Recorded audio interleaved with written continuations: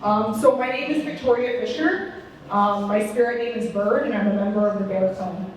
I'm a member of Ebb and Flow First Nation, and I've had the privilege of working with the Southeast First Nations for the past 10 years.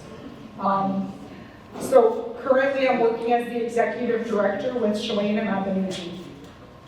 I wanted to also thank Brokenhead and Ojibwe Nation, before I can get into this, for welcoming all of us here today.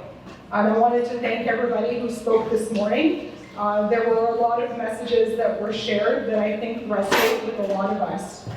And I wanted to acknowledge and thank Raven and Ivana for sharing the work they're doing with families, with mothers, with children.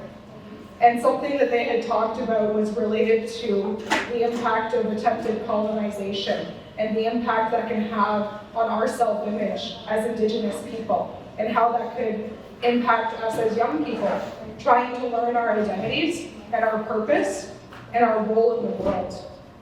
And I just want to encourage all the young people, or all people in general, that everybody does have gifts, and that it's very important to have belief in yourself, to find that belief in yourself, and to show up in the world, because it's your right, and the world needs you. Okay? Shawenim Abinoojii was incorporated in 2005, and it was incorporated at that time by leadership in the region, by Southeast CFS, and by the Tribal Council. It was an example of entities working together in partnership to respond to a need in communities, to respond to the critical need of keeping children home. Prior to the development of Shawenim Abinoojii, too many kids were removed from their home First Nations due to a lack of local resources. They were placed in stranger-based homes. They lost their language, their sense of identity, and their sense of self. Leadership and partners in the region responded, and this company was incorporated in 2005.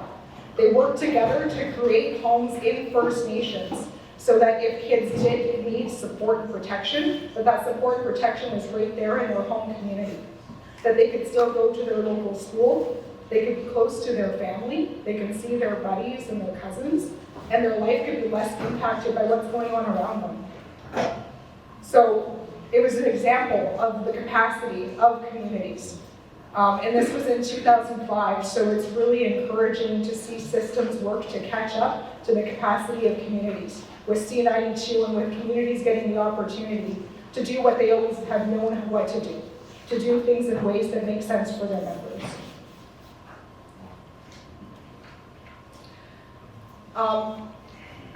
We've made it a big effort over the past few years to try and work in partnership with our regional entities. We've had opportunity to work with Shawenim Investment Corp to work toward our offices being centralized. Currently, Shawenim operates out of a number of offices in the Winnipeg area, and we're working to bring these offices together to improve the experiences for those who we serve. To make sure that if a young person is accessing our services, they can see the full spectrum of what we can offer, and that we're working together to identify ways to best support that individual. We work with Southeast CFS to collectively respond to the needs of the people we serve.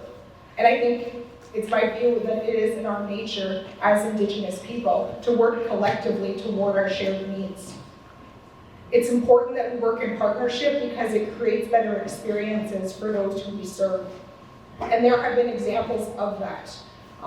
As we all know, sometimes residing in the First Nations communities, particularly the remote ones, but also the ones that are drivable, there are emergencies that happen. When I was looking back at what we had experienced over this reporting period, a number of our communities were under evacuation due to forest fire, smoke, and you can see an example of the entities coming together to support those members to reduce the impact of that evacuation on them. It's too important here and now for us to not be working together in partnership to best utilize the resources that we have to benefit the people that we serve. Over this reporting period, Shawenim Abinoojii had applied for and received funding from the Rapid Housing Initiative, Reaching Home, and also Heritage Canada, among others. And the result of successfully obtaining that funding resulted in the creation of 126 Alfred Avenue, which provides transitional housing with supports for up to 24 young people. It also resulted in our wellness team being able to go to First Nations and operate or provide community camps for kids that were inclusive of all members of the First Nation. And that's a part of Shawenim Abinoojii trying to be a good neighbor to the communities that it serves. So in this first year of the community sports program, over 600 children from the 8 First Nations in their communities had opportunity to come out and play. I wanted to thank the people who had contributed to funding that made the creation of some of these resources available. And I wanted to thank our partners in service. It's not always easy to work together in partnership, but the stakes are too high for us to not do that. I wanted to thank the leadership of our board of directors, Ellen Young and also Oral Johnston, because our board had gone through transition during this year. Both have worked hard aligned with the strategic priorities of the organization to provide guidance, to provide direction. And like Ellen said, Clifford was excellent at asking us questions. And our board really works to keep us accountable to the mission of the organization. I really wanted to thank the Youth Council. You guys are so brave and powerful for doing what you've done over the past year, for everything that you've shared today, and to hear your voices today. It had a big impact on me. So thank you for putting yourselves out there like that. I really wanted to highlight the commitment of our staff and caregivers.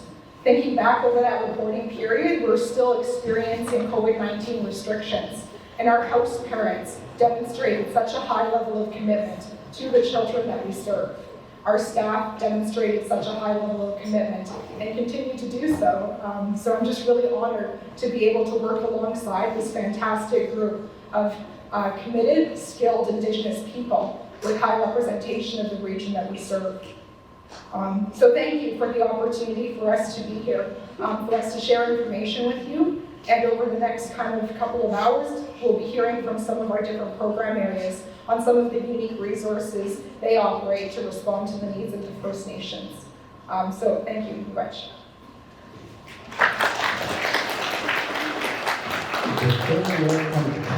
Come back.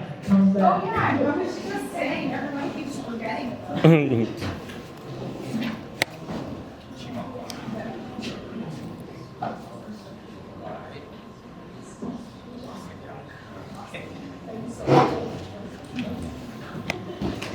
Kikimakwa, the big brown